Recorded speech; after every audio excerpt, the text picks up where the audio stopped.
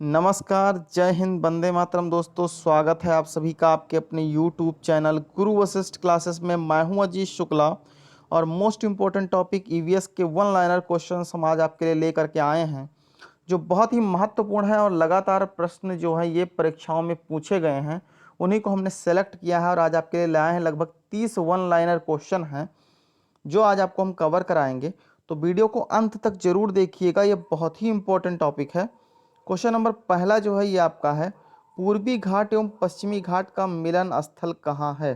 तो पूर्वी घाट एवं पश्चिमी घाट का मिलन स्थल जो है वो नीलगिरी की पहाड़ियाँ तमिलनाडु में है, वहीं पर है। अब पश्चिमी घाट और पूर्वी घाट में बच्चे कंफ्यूज हो जाते हैं, ये आपका इंडिया का दक्षिणी सिरा हो गया मान लो, तो ये अगर पूर्वी घाट, ये पश्चिमी घाट हमारा कहलाता है और इसको पूर्वी घाट कहा जाता है। इस साइड में हमारे अरब सागर है और इस साइड में हमारे बंगाल की खाड़ी है, नीचे आपका हिंद महासागर है।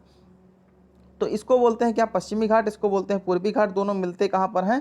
ये आपके तमिलनाडु में मिलते हैं, नीलगिरी की पहाड़ियों पर। नेपाल में हिमालय का क्या नाम है? तो सागर माथा नाम है। क्वेश्चन नंबर थर्ड है, जंगली गधा अभ्यारण्य कहाँ है? तो गुजरात में है। क्वेश्चन नंबर 4 है आपका, भारत का पहला राष्ट्रीय उद्यान कौन सा है? जिम कार्बेट नेशनल पार्क है, ये उत्तराखंड में है और इसकी स्थापना 1936 ईस्वी में की गई थी। जो लोग जिम कार्बेट नेशनल पार्क को ना जानते हो वो लोग जान लें कि अभी डिस्कवरी पर मोदी जी दिखे थे कभी, तो जो डिस्कवरी जहाँ पे शूट हुआ था वो जिम कार्बेट नेशनल पार्क के ही सीन थे। तो जिम कार्बेट नेशनल पार्क को कब अवस्थित किया गया था? तो 1936 ईस्वी में किया गया था। जिम कार्बेट उद्यान का पुराना नाम क्या था? तो हेली राष्ट्रीय उद्यान है, ये आप मोस्ट इंपॉर्टेंट है, हेली नेशनल पार्क या हेली राष्ट्रीय उद्यान के नाम से आप लोग याद रखेंगे इसको। क्वेश्चन नंबर अगला है, गिर राष्ट्रीय उद्यान के एशियाई शेरों को रखे जाने हेतु तो किस राष्ट्रीय उद्यान अभ्यारण्य का चयन किया गया है? यानी गिर राष्ट्रीय उद्यान के अंतर्गत जो एशियाई शेर थे उनको अब कहाँ रखा जाएगा? तो वो रखा जाएगा पालपुर कुनो मध्य प्रदेश में, ये आपको याद होना चाहिए निश्चित तौर पर। क्वेश्चन नंबर 8 है, विश्व का सबसे बड़ा मैंग्रोव वन कौन सा है? तो भारत के पश्चिम बंगाल में जो सुंदरवन है वहाँ विश्व का सबसे बड़ा मैंग्रोव वन है। मैंग्रोव का मतलब होता है ज्वारीय वनस्पति, ज्वारीय वन जो होते हैं उनको मैंग्रोव बोला जाता है।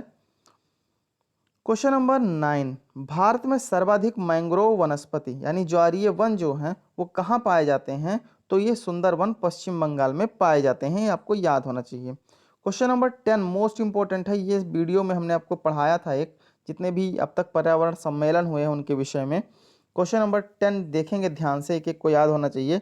United Nations framework convention of climate change यानी यूएनएफ ट्रिपल सी एक अंतर्राष्ट्रीय संधि हुई थी, इसका गठन कब हुआ था? तो इसका जो गठन है वो आपका रियो डी जेनेरियो में 1992 में संयुक्त राष्ट्र संघ के पर्यावरण और विकास सम्मेलन में इसका गठन किया गया था। रियो डी जेनेरियो जो हम आपको पढ़ाए थे, रियो डी जेनेरियो में हुआ था आपका एक बैठक हुई थी 1992 के समय में, तो उसकी बात हम आपको बताए थे, आपको याद होगा। पृथ्वी सम्मेलन जो है, प्रथम पृथ्वी सम्मेलन वो उसी टाइम पे हुआ था, ये वीडियो में हमने अच्छे से आपको पढ़ाया है, तो वीडियो वो आप जरूर देखिएगा, आपको याद हो जाएगा। क्वेश्चन नंबर 11 जो है वो ये है कि विश्व पर्यावरण दिवस कब मनाया जाता है? 5 जून को विश्व पर्यावरण दिवस मनाया जाता है। पहला पृथ्वी सम्मेलन कहाँ हुआ था? अभी आपको बताए थे। तो पहला पृथ्वी सम्मेलन जो है ये रियो डी जेनेरियो में 1992 ईस्वी में हुआ था। डावसन इकाई का उपयोग कहाँ किया जाता है? तो ओजोन के परत की मोटाई नापने के लिए डावसन मीटर का प्रयोग किया जाता है। क्वेश्चन नंबर 14 आपके सामने है कि विश्व की ग्रीन हाउस गैसों में भारत का अधिभाग कितना है? तो 5% ग्रीन हाउस गैस जो है वो भारत भी उत्सर्जित करता है।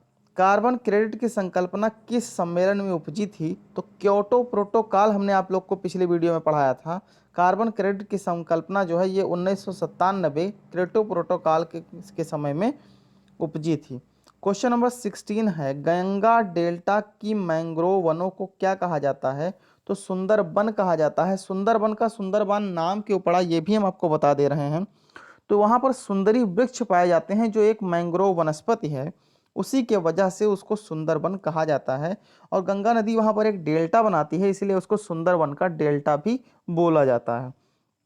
क्वेश्चन नंबर 17 है, सुंदरी वृक्ष किस प्रकार की वनस्पति है? तो यह एक मैंग्रोव वनस्पति है, यह आपको हम बता रहे हैं। क्वेश्चन नंबर 18 जो है ये आप याद रखेंगे, भारत में वर्षा वन कहाँ पाए जाते हैं? तो भारत में जो वर्षा वन है वो उत्तर पूर्वी हिमालय और पश्चिमी घाट में पाए जाते हैं। कारण क्या है कि जो पूर्वी मानसून बंगाल की खाड़ी से उठता है वो हिमालय से टकरा करके वो हिमालय के उत्तर पूरब के तलहटी में वर्षा करता है, जबकि पश्चिमी घाट में जो अरब सागर से उठने वाला मानसून है वो पश्चिमी घाट से टकरा करके वहाँ बारिश करता है। तो वर्षा वन जो है ये उत्तर पूर्वी हिमालय और पश्चिमी घाट में पाए जाते हैं।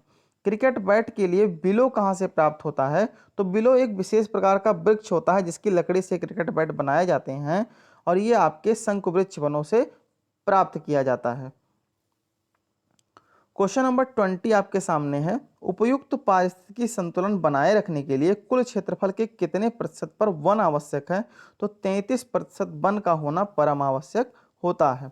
क्वेश्चन नंबर 21, नंदा देवी जीवमंडल किस राज्य में स्थित है? तो ये उत्तराखंड में आपका स्थित है। भारत का प्रथम तितली उद्यान कहाँ स्थित है? तो यह है बन्नरघट्टा जैविक उद्यान, बंगलौर में स्थित है, जहाँ तितली उद्यान है आपका। क्वेश्चन नंबर 13, माजुली द्वीप संसार का सबसे बड़ा नदी द्वीप है जो कि किस राज्य में स्थित है? तो यह असम में स्थित है, ब्रह्मपुत्र नदी पर। यह आपको याद होना चाहिए, माजुली द्वीप के बारे में कई बार प्रश्न पूछा गया है। क्वेश्चन नंबर 24, मौन घाटी यानी साइलेंट वैली किस राज्य में स्थित है? तो ये आपका केरल है। सर्वाधिक जैव विविधता भी जो है ये आपके साइलेंट वैली में पाई जाती है। आपको हम बता दें ये केरल में स्थित है, पश्चिमी घाट पर ये आपकी घाटी स्थित है। क्वेश्चन नंबर 25, दाची ग्राम अभ्यारण्य किसके लिए प्रसिद्ध है? तो जम्मू कश्मीर में स्थित दाची ग्राम अभ्यारण्य एकमात्र ऐसा अभ्यारण्य है जहां कश्मीरी महामृग यानी हांगुल जो है पाए जाते हैं।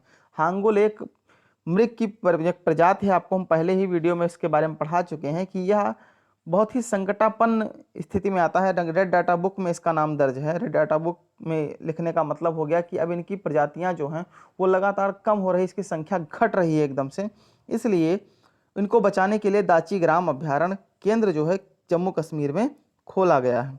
भारत में समुद्री गाय किस बायोस्फीयर रिजर्व में पाई जाती है? तो भारत में समुद्री गाय मन्नार की खाड़ी बायोस्फीयर रिजर्व में पाई जाती है। क्वेश्चन नंबर 27, पर्यावरण मंत्रालय द्वारा जारी किए गए Indian state of forest report 2015 के अनुसार भारत की पूरी भौगोलिक क्षेत्र का कितना प्रतिशत क्षेत्र वनों और पेड़ों से आच्छादित है? तो 24.16% जो है वन और पेड़ पौधे इस पर हैं। जितना हमारे होना कितना चाहिए? 33% होना चाहिए। इसीलिए भैया प्रदूषण बढ़ रहा है हमारे देश में। कोरोना और ब्लैक फंगस, पता नहीं क्या कौन सी बीमारियों का जन्म हो रहा है। बीमारियां जो हैं बिल्कुल ईश्वर की तरह से हो गई हैं। ईश्वर के ने इतने रूप नहीं धारण किए थे जितने बीमारियों ने धारण कर लिया है। किस किस रूप में आज हम इंसान जो हैं लगातार परेशान हैं। क्वेश्चन नंबर 28 आपके सामने है इस समय, भारत की जलवायु परिवर्तन पर प्रथम राष्ट्रीय क्रिया योजना कब प्रकाशित हुई? तो भारत की जलवायु परिवर्तन पर प्रथम राष्ट्रीय क्रिया योजना यानी NAPCC national action plan on climate change वर्ष 2008 में प्रकाशित हुई थी। क्वेश्चन नंबर 29, विश्व का सबसे बड़ा कार्बन उत्सर्जन देश कौन सा है? कार्बन उत्सर्जन करने वाला सबसे बड़ा देश कौन सा है?